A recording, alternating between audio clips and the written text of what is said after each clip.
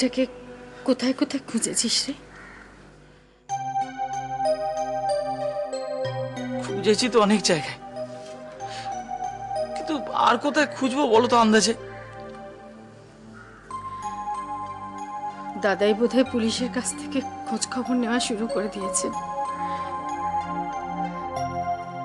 Sir, আপনার কথা মতন আজকের কলকাতায় অন রোড যেসব অ্যাক্সিডেন্টগুলো হয়েছে তার একটা লিস্ট আমি তৈরি করেছি স্যার। ভেরি গুড স্যার, একটু পড়ি স্যার।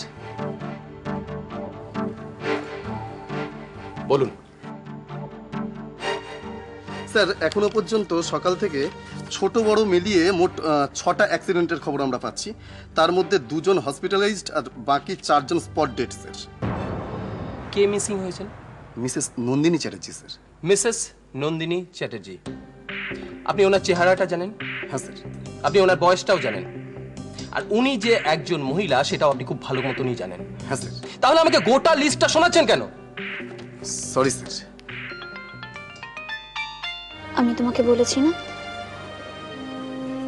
তুমি আমার পাশে থাকলে আমার কোনো ক্ষতি হবে না।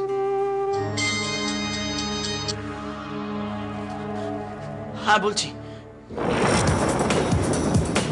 কখন? কোথায়? আমি আসছি, আমি এক্ষুনি আসছি।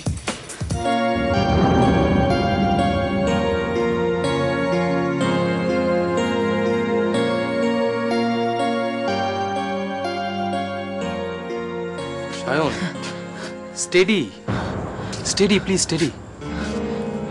আসুন।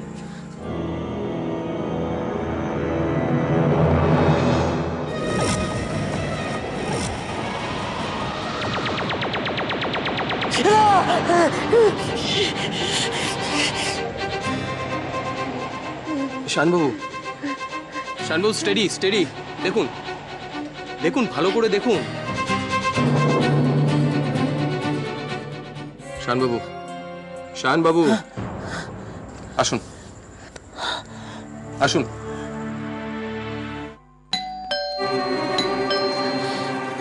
দাঁড়াও, দাঁড়া, আমি দেখছি।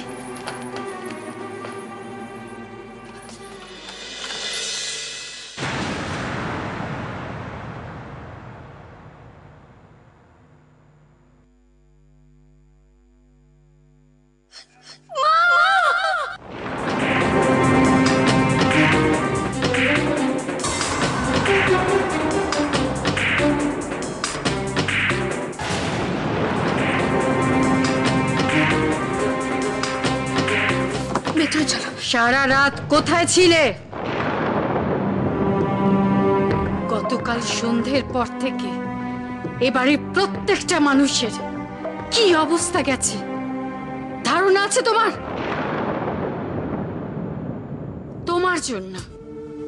তোমার জন্য বাবা থেকে শুরু করে এবারে প্রত্যেকটা লোক সারা রাত দু চোখের পাতা এক করতে পারে।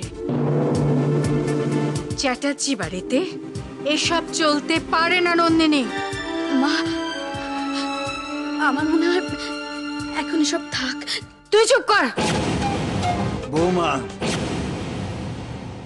আগে ওকে ঘরে ঢুকতে দাও।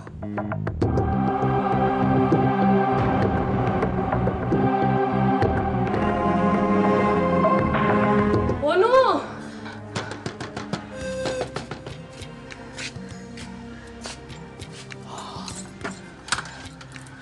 কি হয়েছে? নন্দিনী ফিরেছে। তা আমরা কি করব? তুই জানতাম ও ফিরে আসবে। কোথায় যাবে? মিছিমিছি তোমরা সারা রাত জেগে টেনশন করলে। অদিতি, তুমি তো জানো পিসিমণি, অনু রোজ রাত্রির বেলায় বাড়ি ফিরে ঘুমোতে ঘুমোতে আমাদের অনেক দেরি হয়ে যায়। কালকে আমারও অনেক দেরি হয়েছে। ওর একটু ঘুমিয়ে নি। তুমি বরং ওকে গরম গরম চাটা দিয়ে যত্নার্তি করো। ও হ্যাঁ, পারলে একবার জেনে নিও কালকে সারা রাত কোথায় কাটিয়ে এলো।